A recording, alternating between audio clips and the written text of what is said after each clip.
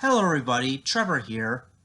As we all know, mistakes happen all the time. I make mistakes, you make mistakes, even Thomas himself makes a lot of mistakes. The reason why I'm making this video is because there are a lot of errors in my previous videos that I overlooked and were already pointed out by my fans and subscribers. So today, I am going to explain my top 10 screw-ups in my videos.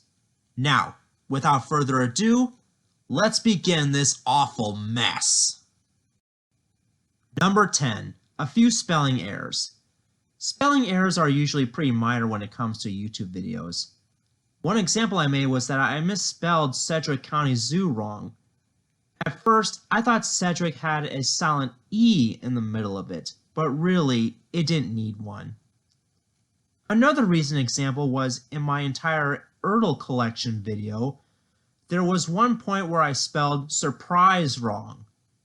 Yeah, you can tell that that word can easily be misspelled by a lot of people because it has two R's with the letter P in the middle. Again, these are minor errors, so that's why they get the lowest spot on this list. Number 9. The time I forgot to put text in my Hero the Rails review. The reason why I forgot is because I was kind of in a hurry to make these reviews into one video, and sometimes when I rush, I tend to forget to add in certain texts. Like in this case, the 6 out of 10 star score in my Hero the Rails chapter. Luckily, I did manage to fix it on Video Editor, but I'm not going to take down the original and re-upload it because I had such a hard time trying to upload the original video, and also I got a couple copyright claims on the parts where I show the similarities between Go Go Thomas and the Day of the Diesel song. Yeah, you can kind of see why I had to mute those songs. Number 8. When it comes to lazy and boring videos, my laziest video series has to be my MLP/EditNetty parody videos. You see, the reason why I made these types of videos is because I wanted to find ways to keep my channel active and alive. But to be honest, my very first video of this series wasn't half bad. In fact, I could say that that's my most favorite episode of the series. But the one episode that I really screwed up on was the Hat of Discipline episode where I misdrew the hat on top of Applejack, who plays as Rolf in my series. I mean, how did I screw that up? Here's what the real Hat of Discipline looks like in EditNetty. Now, I would like to redo that episode, but with the right drawing on Paint 3D. However, I have bigger fish to fry than to just redo more videos. So let's just move on. Number 7. It was originally announced that Pierce Brosnan was going to narrate seasons 12 to 14, but was dropped. And at one point, I mistakenly said that he was also going to narrate seasons 15 and 16 of the show as well. Okay, I'll admit, that was a pretty dumb error on my part. I didn't know what I was thinking with that one. You see, I've made a personal Word document showcasing my fan-made voice cast for the Thomas & Friends TV series. And in that one, I wanted Pierce Brosnan to be the narrator of seasons 12 through 16, as well as narrating the Sharon Miller specials at that time, such as Hero the Rails. What I really need to do was stop thinking about my fan-made voice cast and start looking at the real facts of the show. God, I'm such a freaking idiot. Number 6. Smudger is not really a villain.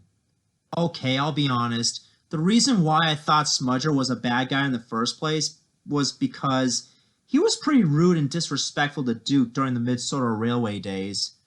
And because of that, he was turned into a generator. But in reality, he was just a stupid mischief maker, kind of like Bill and Ben. Yeah, you can quite understand why I replaced him with the Horrid Lorries in my new top 10 favorite Thomas villains video. Number 5. Annie and Clarabelle spoke between Thomas and the Magic Railroad and Blue Mountain Mystery. Alright, I'll admit this. I completely forgot about some of Annie and Clarabelle's speaking roles in the new model era, such as Thomas in the Toy Workshop and the Season 11 version of Thomas in Trouble.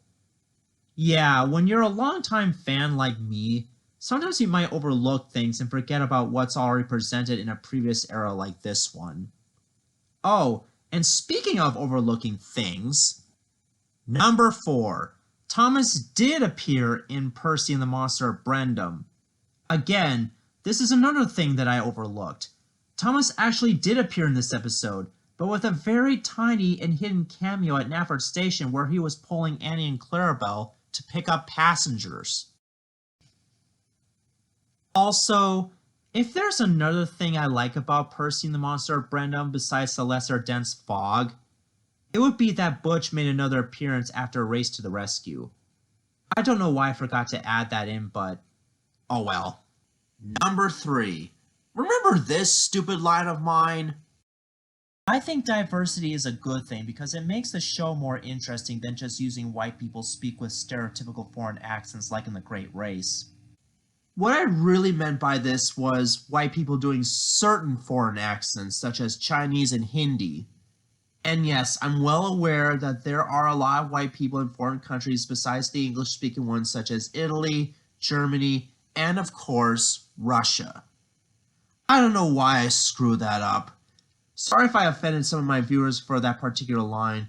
That was never my intention. And I'll try to do better next time. Number 2. The real reason behind Alec Baldwin's laziness in Season 6 was the fact that he got a divorce that year.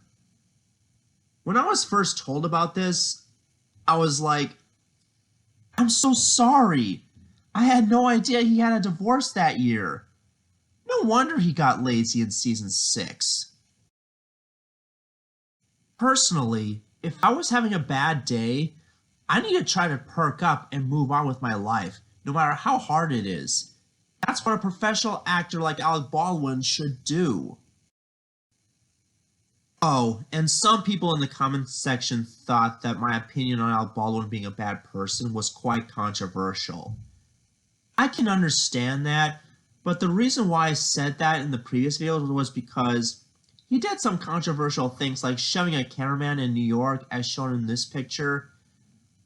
Also, does anyone remember his threatening voicemail to his daughter years ago? You know, the time where he called her a thoughtless little pig and that he wants to straighten her out? Yeah, that's why I thought Alec Baldwin wasn't the best person in the world. However, I still like him as an actor.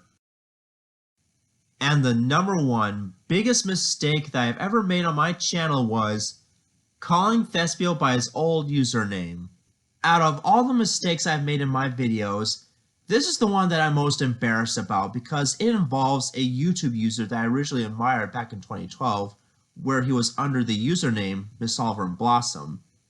And on that old channel, he reviewed almost every single episode of Season 16 at the time. Nowadays, he goes by the Wilstonator, aka Thespio or Will, and is now part of the Brony community. The reason why I called him Miss Oliver and Blossom by mistake is because I completely forgot that he didn't want to be called that anymore. I guess I should have done more thinking before making that top 10 best Sharon Miller episodes video.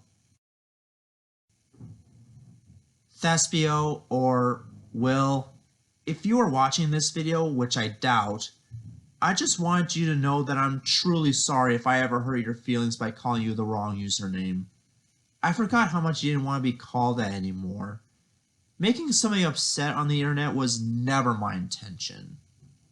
Also, I wanted you and everyone else to know that I'm actually a really nice guy in real life, as well as on the internet. I'll try to call you by your new username from now on, and that's a promise, for sure. Before I end this video, I just want to thank all of my friends, fans, and subscribers for pointing out all the flaws that I made in my YouTube videos. It really helps me a lot, and it lets me know what I can improve on. Also, if there are any errors that I missed earlier, let me know in the comment section below because I want to improve. I want to be one of the best Thomas fans on YouTube, and if I do make a lot more mishaps in the near future, then I promise that I'll make a follow-up to this. This is Trevor Davis, and I hope to do a better job next time.